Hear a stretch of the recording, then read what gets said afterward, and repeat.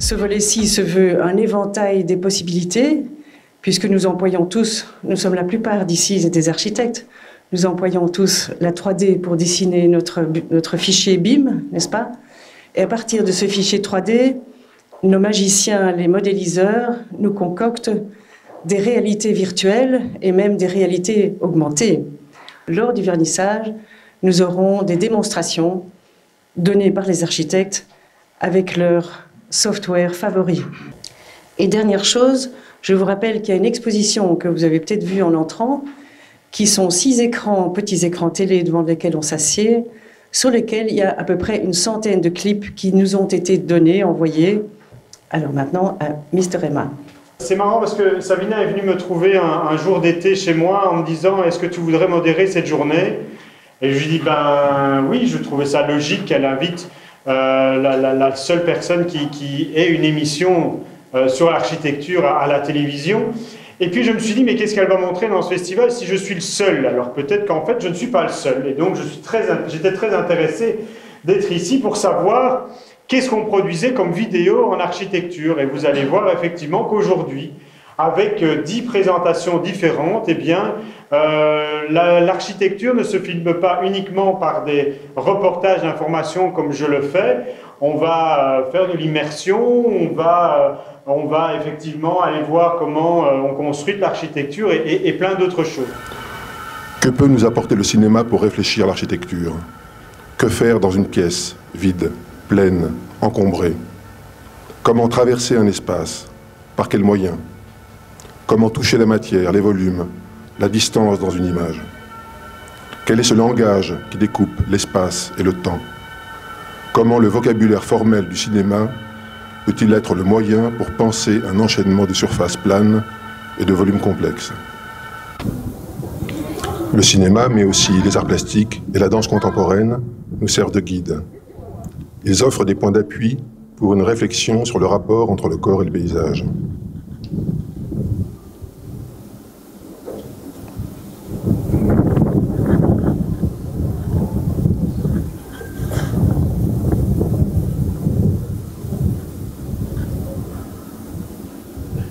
L'expérience délivrée par ce matériel très accessible, on parlait donc d'un simple téléphone portable avec un casque très bon marché, permet une observation en vision stéréoscopique, nous y reviendrons, qui est celle d'un panorama à partir d'un point de vue fixe, à 360 degrés horizontalement, mais également verticalement. Certes, techniquement limitée, cette configuration matérielle constitue une première approche d'une expérience d'immersion en environnement simulé, déjà parfaitement convaincante.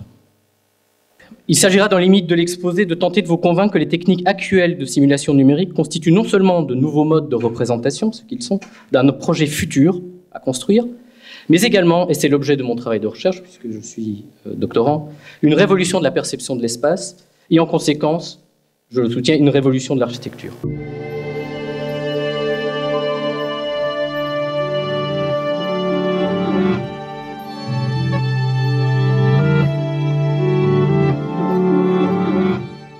Vous voyez un bref timelapse qui utilise ce qui pour moi sont toutes les propriétés de la vidéo, donc c'est-à-dire le mouvement, l'espace, le temps, le son, la lumière, et qui font qu'on a une perception du bâtiment qui est nettement plus accrue que si on était resté avec un simple plan fixe qui renvoie plus à la photo qu'à la vidéo. Donc l'idée, c'était de développer, et c'est encore en recherche, une stratégie sur le long terme qui utilise donc ces nouveaux modes de communication, qui puissent être utilisés sur les réseaux sociaux et de diffuser de manière régulière, continue, être dans le flux constant de production et de création de contenu et de positionner le bureau d'Archi, Archi 2000, dans cette création constante de flux.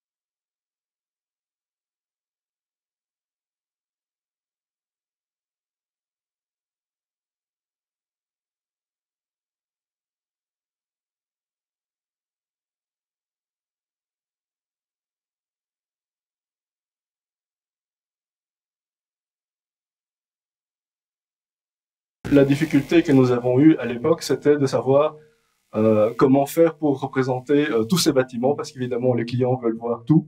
Donc tous les bâtiments devaient être représentés sous multiples angles différents. Et à ce moment-là, on s'est dit, donc on va plutôt faire un film, mais pas un film au sens ordinaire. On a décidé en fait d'utiliser un logiciel de représentation en 3D temps réel.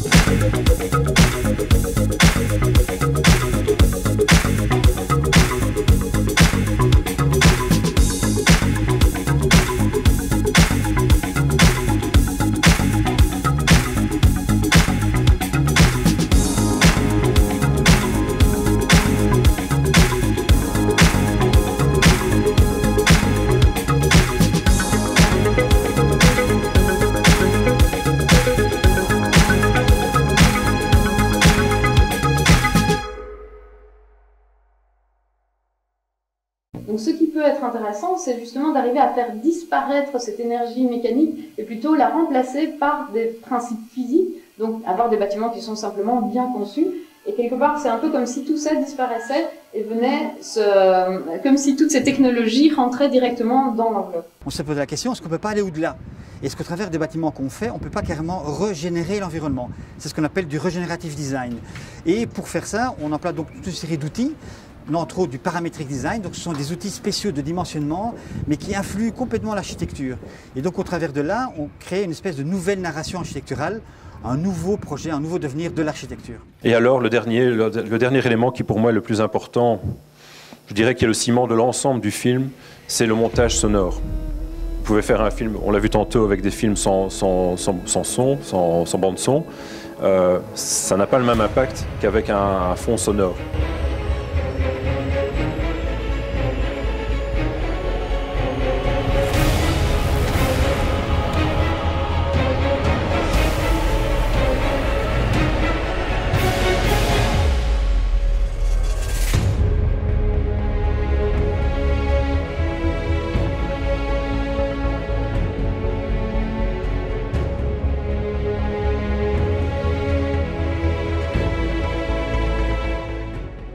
Sans attendre le mouchoir ordinateur, le grand défi, parce que c'est Baudelaire qui disait « ordre et propreté sont les prémices de la beauté ».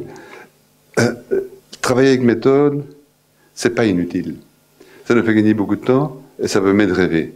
Si on travaille de manière désordonnée dans un rôle intense, tout le temps qu'on pourrait consacrer au rêve, on le passe à essayer de mettre de l'ordre. Et pourquoi je parle de ça? À cause de BIM. C'est une évidence. Nous sommes passés full Revit il y a un peu plus d'1 an et je me demande comment on faisait avant. Du coup, il y a des films d'environ 2 minutes qui vont passer en boucle sur les écrans. Il y a une question qui est attachée à chaque film et on vous propose tout simplement d'ouvrir une discussion autour du film et de la question qui est accolée. C'est toutes des questions en fait qu'on s'est posées. On était un groupe de 8 artistes et environ 12 architectes. C'est toutes des questions qu'on s'est posées pendant le processus de travail.